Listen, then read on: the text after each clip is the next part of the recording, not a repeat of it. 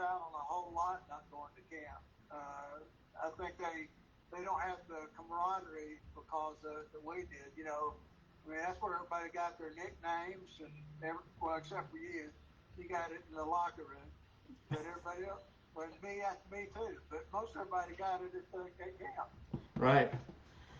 Well, because of technical hiccups and things like that, John, we just now went live. So I know that was fascinating what we'd already talked about, but we got to catch the listening audience up a little bit to all of that. So anyway, this is the inaugural, the maiden voyage of In the Huddle. It's Patriots Alumni's attempt, or actually gift, to New England Patriot football fans, the access that Patriots alumni have to its alumni, and we're very fortunate to have friends and all of our guys around. So I couldn't think of a better guy than to have my teammate, my roommate, my hunting partner, my partner in crime, all those things here on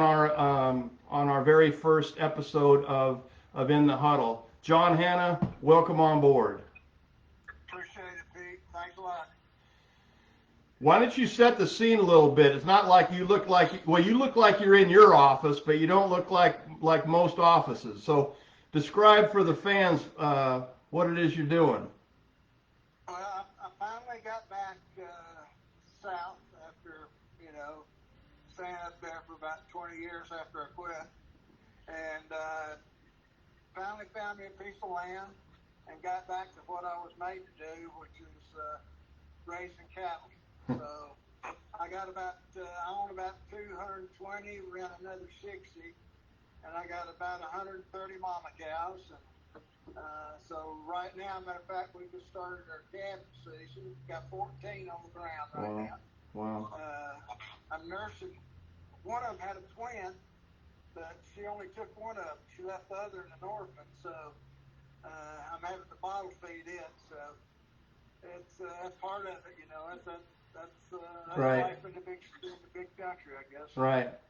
Well, someone once said that if you enjoy your work, it's never work. If you enjoy your job, it's never work. Yeah, that's right.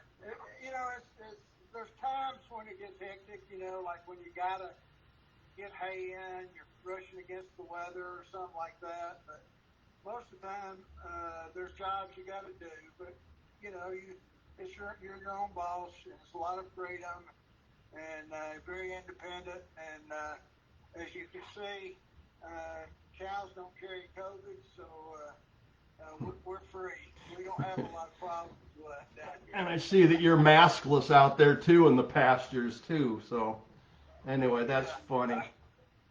We out here in the country, we don't get that COVID stuff. We spent social distancing for several years now. Well, I dare that. I dare that virus to try to stick on this immune system with all of the. Let's leave it at that. There's a lot of Tennessee whiskey running through these veins too. So I dare it to try to touch this immune system. Well, I would say that, but I drank a lot of quinine water and take zinc. I haven't done that, so but that's about the only thing I've done. Well, when we started this thing, and the guy that I thought of and having you on first was perfect. I thought, some of the stories that we could share, it would be, and then let's start on the field first. And when I came as a rookie in 1976, we had a great offensive line, an offensive line that was put together. We had not only a great offensive line, we had a great offense, and we had all the right pieces put together.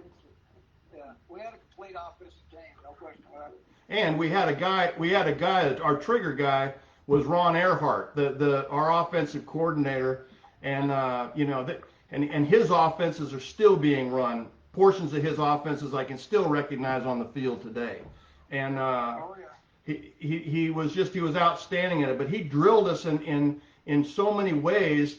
On the reads and the calls and the live, make decisions on the move. It wasn't like we were trying to just move at people out of the way. We were trying to gain angles. We were keeping our feet moving. We were staying on blocks. And to have Sam Cunningham and Andy Johnson in the backfield made us all look better, I can tell you that. Oh yeah. It was Earhart, really, if you think about it, our offense was kind of a throwback, a variation, I guess, of Weed Eubanks' offense. And you're right. A lot of our plays were almost like an option in the sense that you never knew if it was going one hole. There was basically 2 to 3 holes that you could pick from, and so the back chose that hole, but we made the hole. The guy took the angle and you took him away. Even on our dive plays, I thought about it later. What we did, I think what he did is he would pick up what he thought was a good matchup, one-on-one, or when they started running that gap defenses, 2-on-2. And he said, we got a good match there. So what we'll do is we'll create a cavern. In other words, we'll seal everything around that one-on-one matchup. And no matter which way that guy goes on that matchup, all we do is cut the other way. And it created a real opportunity for offensive linemen to show off, because that defensive lineman couldn't be right unless he just bowled you over. That's right. So it was a great offense. And, I don't understand why they don't use it today, because especially as deep as those dead blame linebackers are, most of them don't have bricks in their pocket, enough bricks in their pockets anyway to stand up to an offensive lineman. So, right. I don't get it.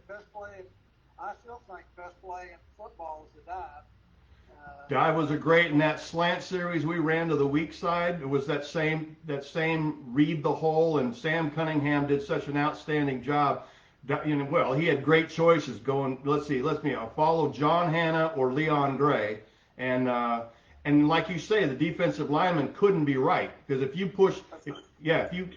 went to the right, Sam went to the left, and he was through that hole in a big hurry. Oh yeah, by the time you're getting that second step down, he's in the hole. And and that's when you get the push, that. Right. You get that first foot down, head hits, and right when that second step goes down, all of a sudden here's Bam going through the hole, and you get the push, because he's got to take his weight off you to make the tackle. The minute he does, boom, you got him. Well, and it's no wonder that in 1976 we rushed for 200 yards a game in 1976. We didn't set a record then, but in 1978 we did. We set the rushing record that stood until 2019, when the Baltimore Ravens beat us just the season ago. And I thought that record that we held would never be broken. The way that there's throwing the ball around and doing all those kind of things, but it took an offense like Baltimore had to be able to break that record. Yeah, but here's the offensive line play on that. We talked about this the other day. Yeah. We didn't have one back with 1,000 yards. Nope. We had 6 backs with over 500 yards. So what does that tell you? Open a new can of running backs so they could run behind that offensive line. That's right. And it was a team effort. It was an offensive line effort, and it wasn't just having a star running back. It right. wasn't like having we had great running backs. Don't get me wrong. I don't mean that when I say that.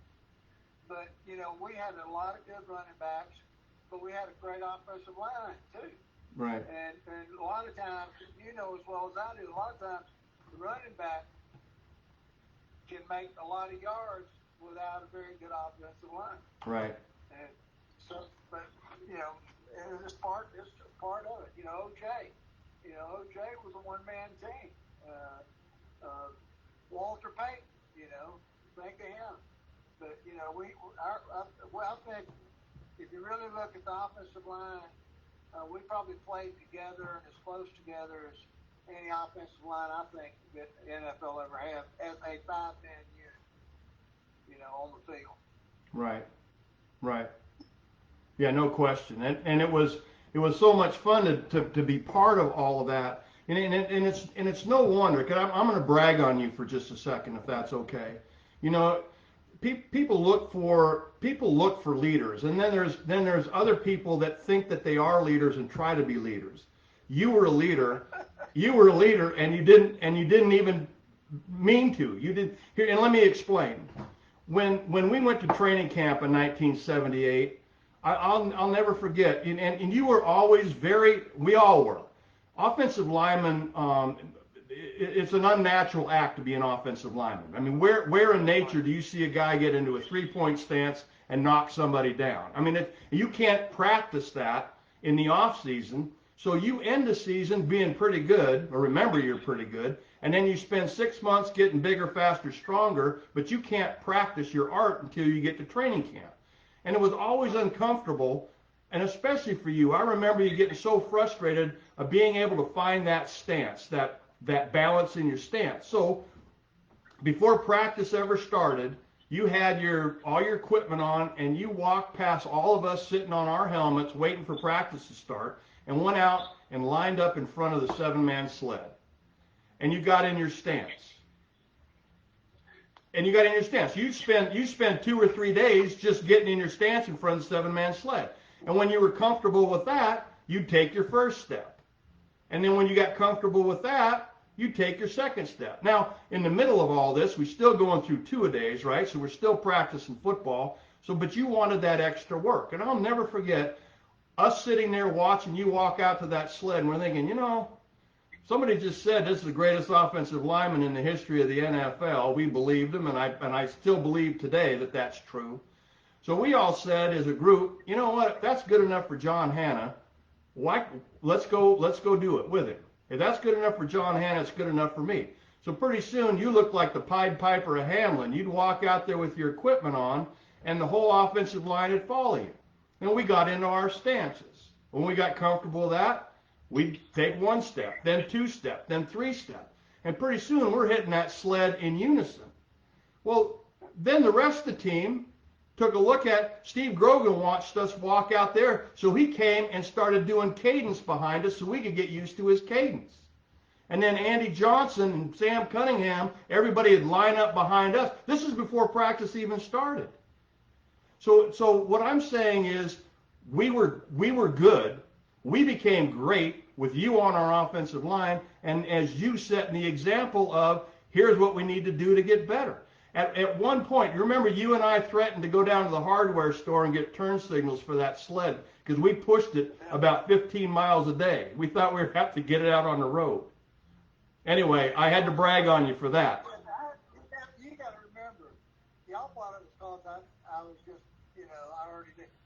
When I got in the NFL, I'd never been in a three-point stance before.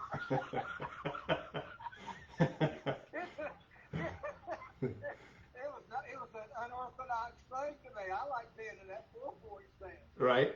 But it is. I mean, if you think about it, though, I mean, the reason I always felt like your stance is that's your basic, that's your foundation. And if you can't get in a good stance to where you can do everything you need to do out of the same exact stance, so the guy can't tell whether you're going. The best compliment I ever got, Dave, was from Jerry Sher. I saw him one time, and he said, he says, I always prided myself to be able to read an offensive lineman and know where he was going. He says, you're the one guy I never could figure out. And, to me, that was one of the best compliments I ever had, because I worked at that. Right. I want to make sure I can do everything from the same thing. Because let's face it, we're the handicap on my offensive line, especially when we played. We couldn't grab a hold of these suckers and wrestle them to the ground. So we were at a disadvantage. The only thing we had was a snap count, right. And we knew where the ball was going. Right. So we didn't have every advantage on our side, and if we give them any little hint well, heck, we're just giving up any advantage we might have. Hey, John, before we continue on, some of the fans are commenting that they're having a hard time hearing you. Is there a way that you can hold your phone a bit closer? Let's test that out. It'll bring my ugly nose. It sounds a little muted. I mean, so you've got it tuned up everywhere. So yeah, I think let's see if that'll work. It's probably they don't understand. Now that I'm back home, my southern accent is thicker than ever. They probably just can't understand me. That's probably it. They're used to hearing fast. They need to hear slow. Well, we mentioned it a little bit. I sit and watch this game now, and with all the spread offenses and things that they're doing. I mean, don't get me wrong. These guys are some terrific athletes out there making a lot of really good plays and all that kind of fun to watch. It's wide open and making it happen. But there was something about, breaking the huddle, running to the line of scrimmage, setting the tempo in practice, offensive linemen coming out and controlling the football game. And I'd love to see somebody do, punch him in the mouth kind of football again. Do you get that same sense when you're watching the game now? Well, I'll be honest with you, Pete. I haven't watched a whole lot of it. I gave up on it because I didn't like it. If I wanted to watch Greco-Roman wrestling, I'd watch Greco-Roman wrestling.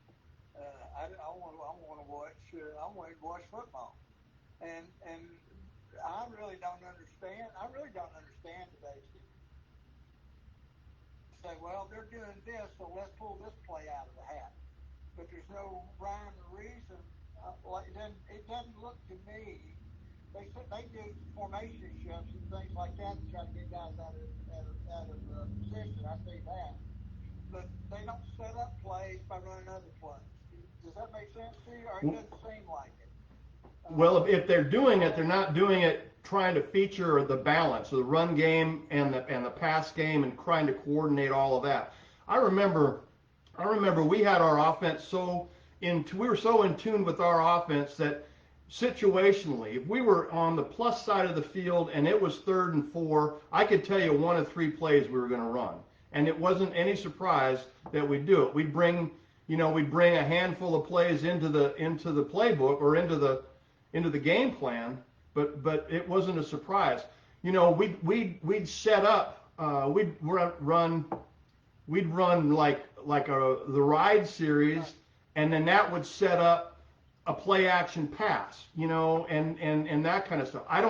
I'm sure it happens now, but because I don't understand the spread offense enough, I don't know what they're setting up. They're setting passes up, with a 3-step drop instead of a 7-step drop, and trying to get things in, like you say, guys going in motion. They're trying to figure out what combo coverages they're running downfield. When you and I broke into the league, it was cover 1, and the Mike linebacker had any back coming out of the backfield.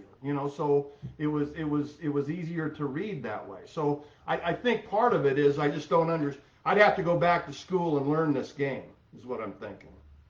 Yeah, I think that's the issue. And I don't like. I enjoy studying the game. I didn't enjoy. I like to study film when I watch a game. I don't watch. I'm not a guy that watches the running back or the just the passer. I mean, I watch it. Don't get me wrong, but I watch a game just like I watch film. I'd look and see the offensive line. I'd look and see the defense, what defense they're running. Which everything they run today is an offset 4-4, whether they call it, no matter what they call it. Right. But in essence, they run a 4-4. I try to see what the coverage is, see what the formation is, which the TV never allows you to really see. And then I look down and I watch the offensive line first. And I used to know if the offensive line did certain things, I knew what was going to happen.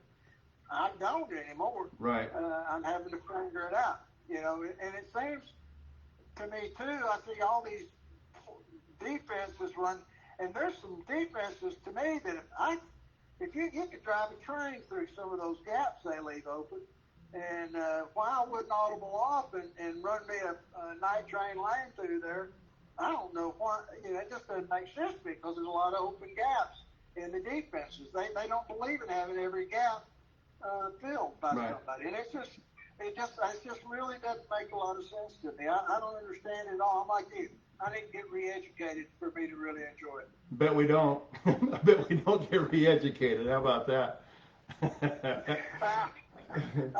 I watch Alabama, and I still understand them. You can understand that football. Yeah, that's still old-timey football. Yeah, it is. They do a pretty good job down in Alabama. Well, that whole SEC does a pretty good job, don't they? Oh yeah, yeah. It's a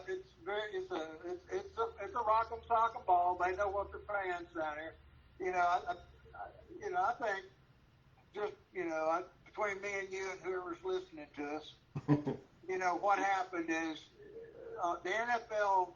When we played, they went after the blue collar guy. That was our fan.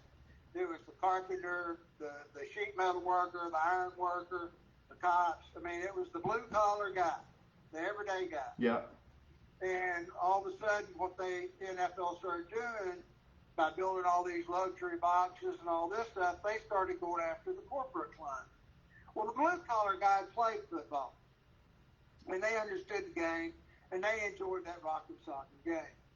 Well, the corporate guy really never played that much, most of them, and I think all they saw was a receiver jumping way up high in the air and catching a pass or something spectacular, where their eyes would be focused.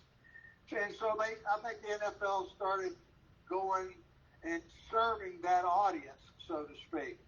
And it's not a bad business move, but it's not. I don't think it's a great game move.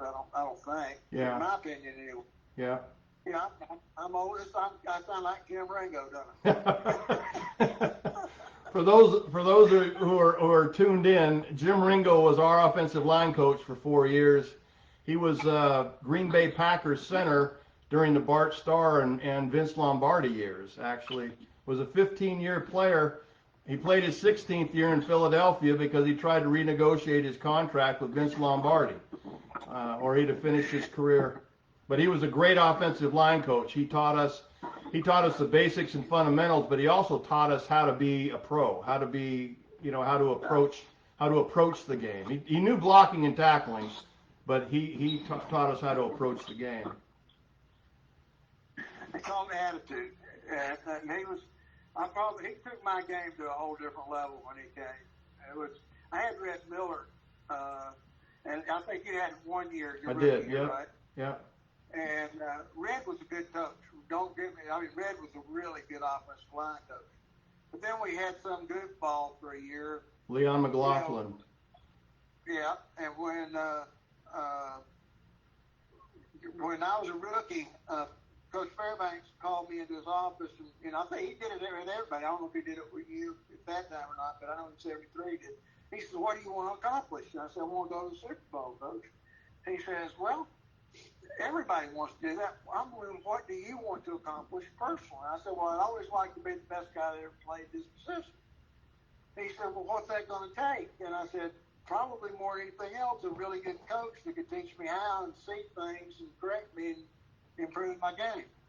He said, "Well, if you ever have a problem with a coach, you come see me, will you?" I said, "Sure." So after that '77 year, I went to Coach Fairbanks, and I said, "Coach, you remember that talk we had my rookie year?" He said, "I sure do." I said, "This guy ain't got it." And I said, "I need a new offensive line coach."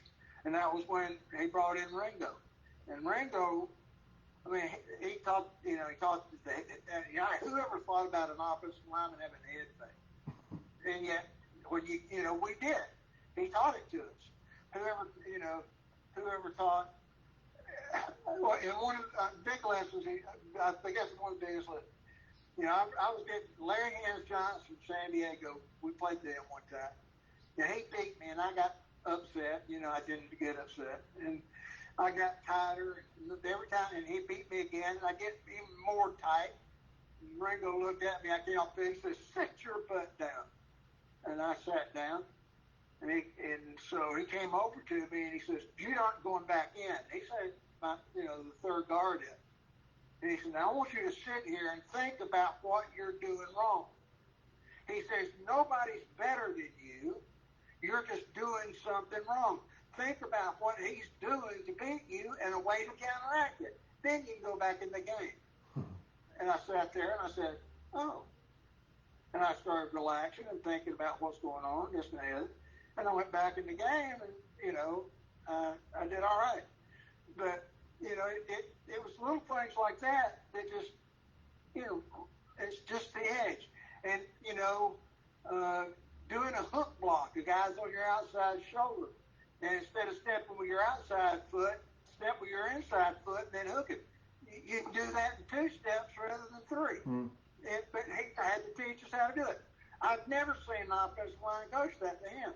But it's unbelievable how easy it works. Right. If you just know the technique. So it's just a matter of a guy that had been on the field. I don't believe anybody can coach the offensive line effectively. I mean, really a great coach, unless he's been there and done that. Because offensive line play is a feel. You can tell them footsteps and all that stuff, but more than anything else, it's feeling. It's like you feel that body shift, you feel that weight change, and you've got to be able to explain that to a guy. And because you can teach them all the body mechanics you want to, but until you understand the leverage of the field. My cow's chasing. See my cow? He's chasing my dog. Anyway, I'm having entertainment out here. But anyway, it's just, he just took me over the edge. And I always liked Ringo. I love the guy. I really did. I know a lot of people didn't, but I really did like him. Oh, I did. And it's the little things like you're describing, but it was also he allowed me to believe that I could do what I needed to do. He allowed me that. It wasn't like he just showed up and here's the X's and O's and all that kind of stuff. But he believed in me. So I went out there and did it. You felt like you had an S on your chest and a K on your back. Exactly. I mean, it was crazy. You know what? The other thing he taught us is that cohesion as an offensive line. He made us feel like we were a 5-fingered fist coming off the ball, and that's the way that we came off the ball and made it happen. So, after a while, everybody wanted to be with the offensive line because we were over there. It wasn't like we were having a hoot and fun and all that kind of stuff, but we enjoyed each other, and they could see it. We brought the tempo, the practice tempo. We created that, So if we were having a bad practice, he brought us off the field and said, "We're having a bad practice. You guys better shape up," that kind of thing. Or we're having a great practice, keep it up. So it was those type of things. Well, he believed that he said it a lot of times. He said, "You look at any great team, it's always the leaders of the offensive line." And he believed that from the bottom of his heart. Yeah. And that's what he wanted us to be. Silent leaders. You didn't yell or scream or anything. Just walked out to the 7-man sled, and pretty soon the whole offense was behind you. Well, let's face it. I mean, you hear a lot of people. I mean, I remember a coach we had. I won't mention his name. But anyway, he gave us one of those really old heartthrob, root rah, read kind of talk, and I'm sitting here yawning and stuff. So anyway, Nellie's over there in the corner. He looks at me and he goes, like that, some tears away. I started cracking up. Folks looked at me like I was some sort of idiot. Man, hey, if I got to get fired up to play in a football game, if somebody else has got to fire me up, I better find another job. Exactly. Exactly. And it's just crazy. I thought, anybody has to rock. Get out of here. That's too much to cry. Now, I'd get fired up, don't get me wrong, I'd act like a wild man at times, but it wasn't for anybody else, it was for me. Right. Right. I'd gear up, Pete, Yep. I mean, I'd gear up. I went to it was a different ball game. Way different ball game. That's sweet. That switch flipped on Sundays. That switch started flipping about Thursday. Don't kid yourself. Started getting that game face on. I'll never forget. John and I lived in a duplex in Norfolk. We lived in a duplex. You had one side, and I had the other side, and we rode to work together. We did all that kind of stuff together. But it was pretty evident when game face set on. Our wives wanted nothing to do with either one of us. That wasn't a big surprise. But when it got to be Thursday and Friday, they really didn't. That's right. Usually, though, if I was going to play in front of Randy, it usually hit maybe the Monday. Randy White. Those were some train wrecks. Oh, man, that guy was a great player. He was a great player. He was a great player. Pete looked my way. And there was no reason to. I knew that this was going to be fun because I was uncovered most of the game. They were in that, they were in that flex defense on or off the line of scrimmage. Dutton was on one side and Randy White was on the other, and I was uncovered most of the time. I was just in there helping. You remember, I think we went down to Dallas. Was that 76? Second year McKay was with us. And he was calling Harvey Martin all those names. All those names. His sideline. And Leon, it had to be 78. You're at 78. So, because Gerald Wilson was on the sideline too. Leon gets knocked out, and Booger has to come in. He's quiet as a sheep. He had to eat those words, didn't he? Oh, you got to help me. You got to help me. I said, Booger, I got Randy and White in front of me. I ain't help nobody. He made it through. He made it all right. Fortunately, Leon was able to come back in the game, I recall. Yeah, the third quarter, yeah. Right. Bob had to finish out the second quarter. It was funny, though. I giggled. He didn't call Harvey Martin any more names. No more. I don't think he used that. I don't think he might have. He might have. I don't think he used any more bad names to anybody else that season. We had some characters, though. Well, I don't know. I don't know that.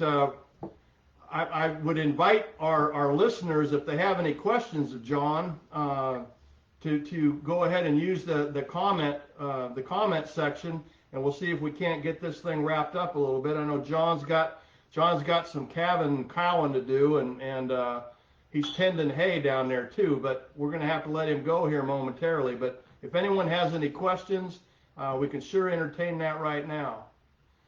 So, one of the other things too I wanted to talk about, John, is it was one thing all the on the field stuff we did, but I remember, like on Saturday on a home game, we'd go down to the stadium and we'd do all the walkthrough and our tests that we had to do, and we were out of there by 11:30 or something. We were always in the field hunting. In the fall, we'd go up pheasant hunting.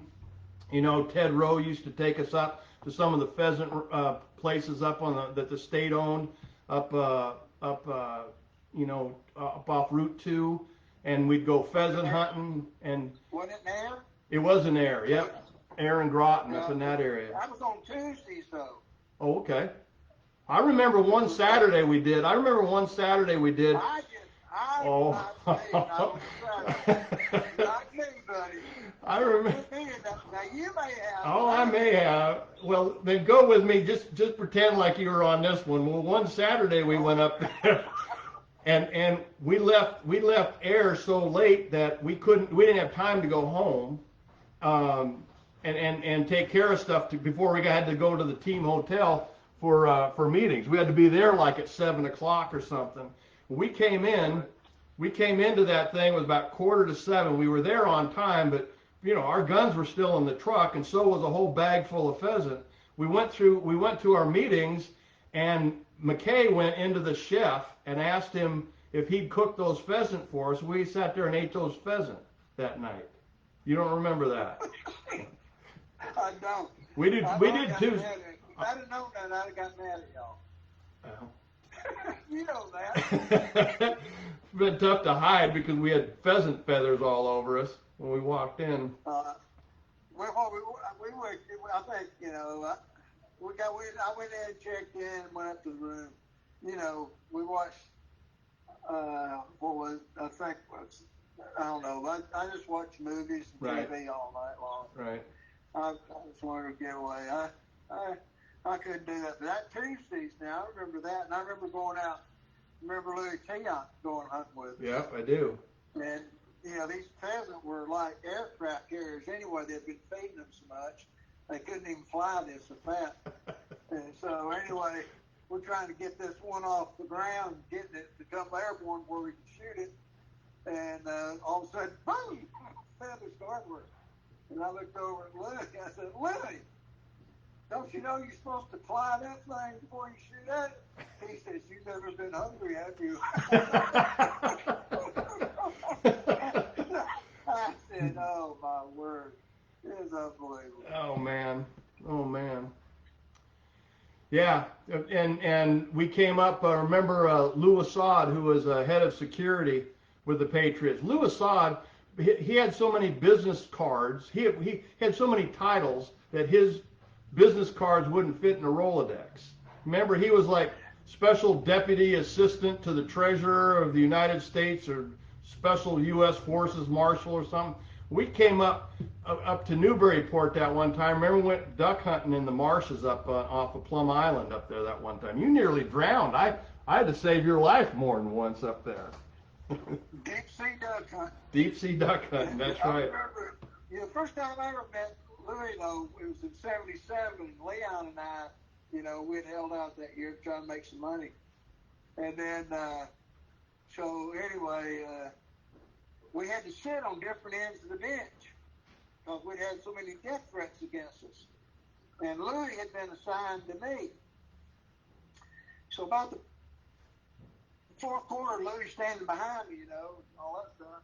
And I said, now, Louis, I said, you know, and we won that game, barely, against, we were playing Seattle in the rain, I think. And Louis standing behind me, and it's about the fourth quarter, and I looked over at Louis, and I said, now, Louis, I understand you standing behind me, and I appreciate that because those people from behind me may have a gun and shoot me, but what if some guy's got a scope over on the other side? He says, that's your tough luck. That made me feel real good. Right? Nobody's got questions, huh? I don't guess they do. So somebody's here. Let me see this is. Do you have a funny tale about you and Steve? Steve Grogan, maybe?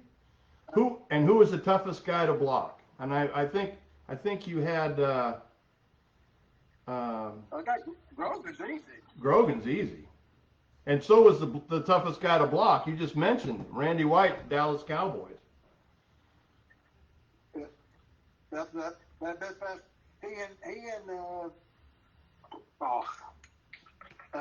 Alan Page from Minnesota, the two best pass rushers I ever played for. Yeah. Of course, and Alan Page's the only guy I ever got. I got kicked out of that game my second year, and he's kicking my butt. He was head slapping me all the time, and I got mad and punched him, and they kicked me out. Couldn't believe it. Wow. That's the only game I ever got kicked out. There's some great pass rushers. I had close to being cut because Fairbanks called me a jackass. If you ever got called a double jackass with that. If you get called a double jackass, you're out. Put it on your playbook. Especially when it was like this. But he did. He called me a jackass. That's the closest I ever came. That's the only time I ever really made him mad. Yeah. But I got kicked out. Well, I'll tell you what I remember a lot about those early years when was that it seemed to me, and now looking back on it all, that we were right on the cusp of being really special. You know, 76, that Ben Dreith call, or we win a Super Bowl, you know, and then, you know, 77, things started to come unglued when you guys held out, and Fairbanks thought that, you know, he'd get you signed and everything was going to be back and in great shape. And then 78 happened, and that just, you know, anyway, it was just, we were right on the cusp of being of something really, really special. We had all the ingredients, and then, you know, that they just blew us all. Well, we missed the one ingredient that made the current Patriots great. We lacked an owner that really wanted to win. Yeah. You know, let's face it. You know, we'd already worked out with a deal with Fairbanks in '77. '78, you know, was when they kind of held. You know, Fairbanks had promised Darryl a contract verbally, and then the Sullivans wouldn't honor it. You know, and whatever they gave him, it was a settlement on the courthouse steps. So that was, you know, and Fairbanks says, I can't coach for a place where the team can't trust my word. And he said, you know, and he related those two incidents. He said, I knew after the Darryl thing I had to go. Mm. And we knew it because, you know, Continental Airline was coming in and out and all that stuff. So we knew it was going to happen, and then, you know, they overreacted.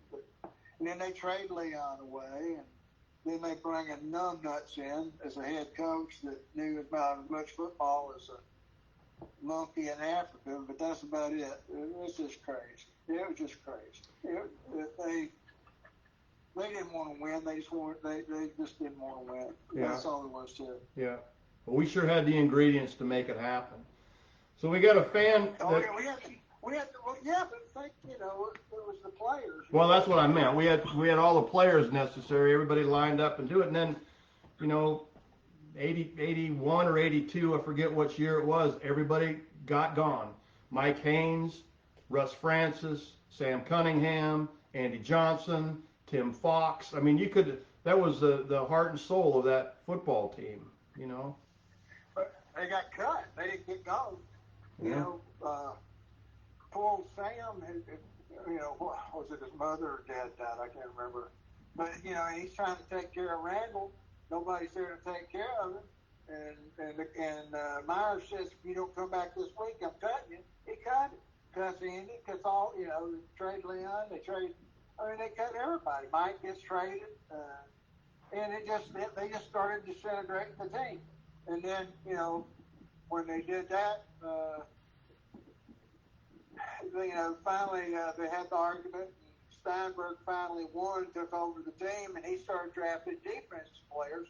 And I will say that I think that our defense was probably stronger all around in the 80s than it was. And, you know, we had two great corners. We had, you know, Clay Bowen, and we had some good safeties.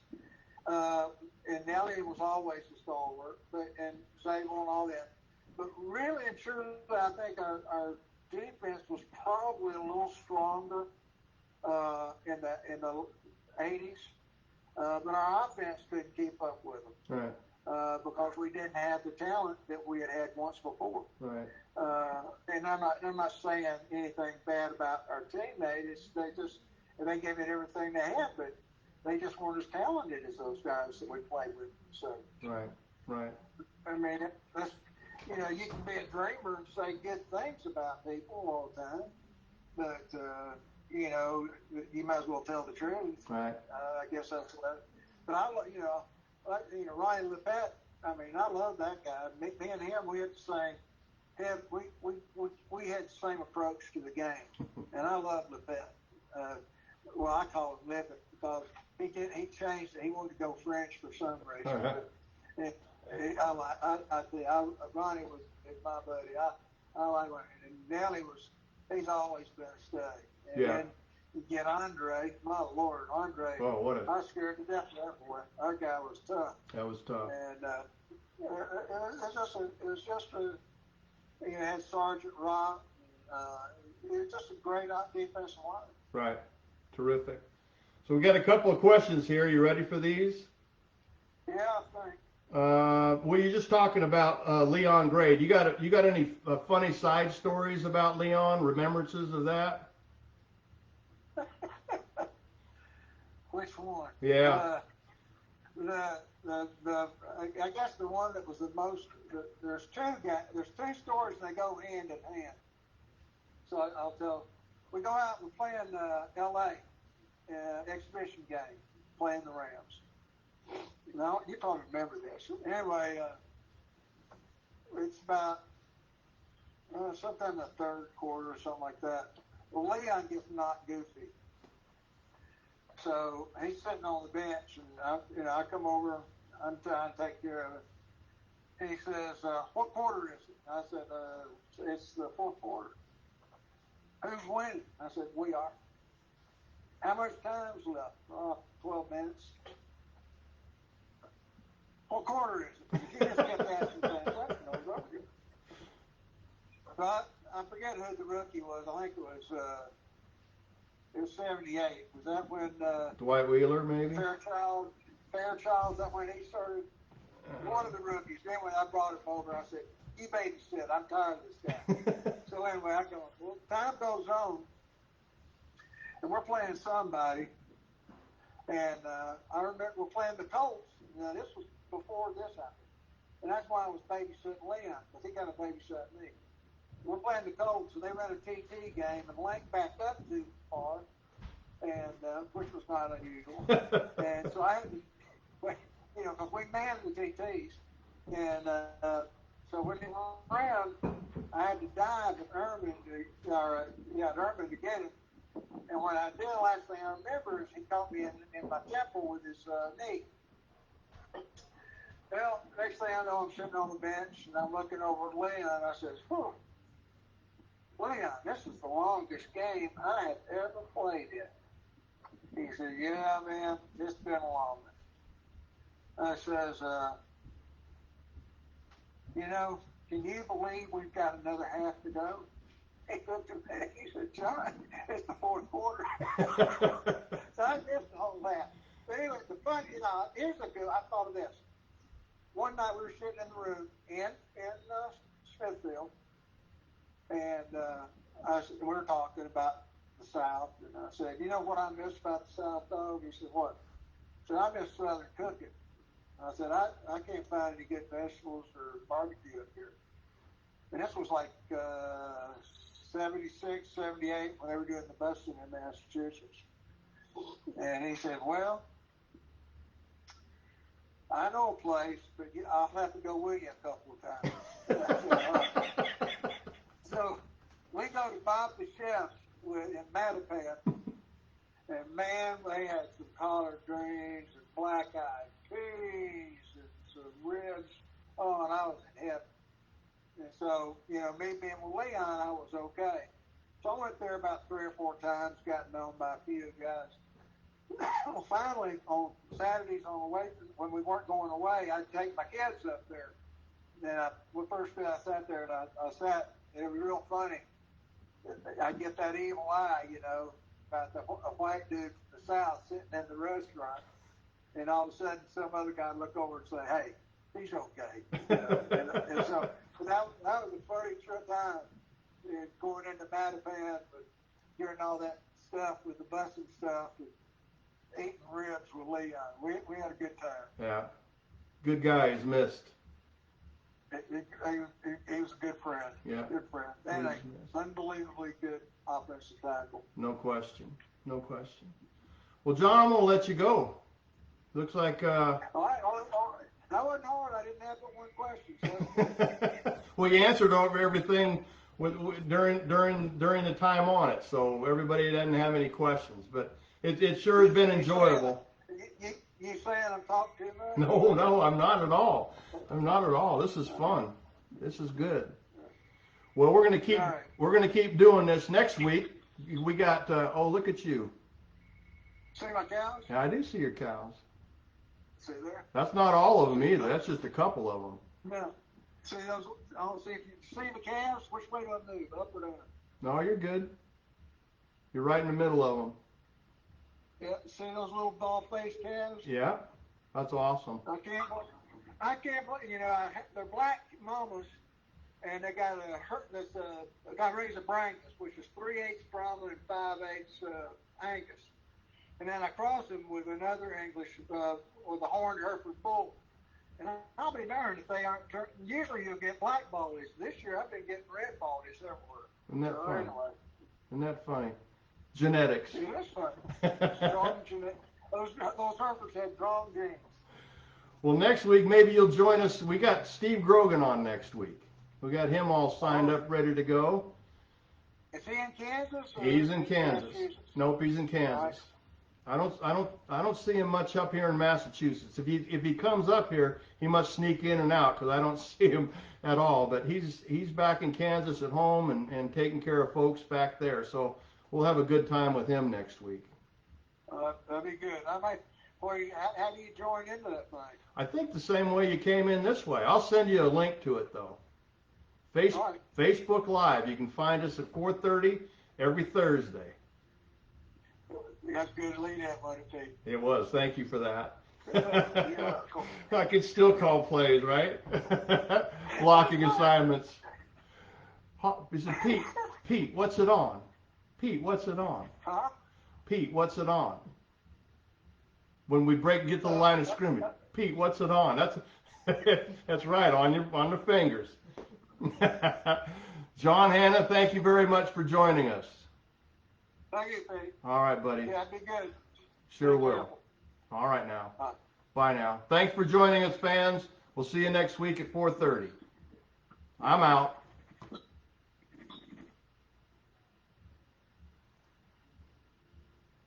that went longer than I thought it would. Yeah. Wait a minute. We might still be live.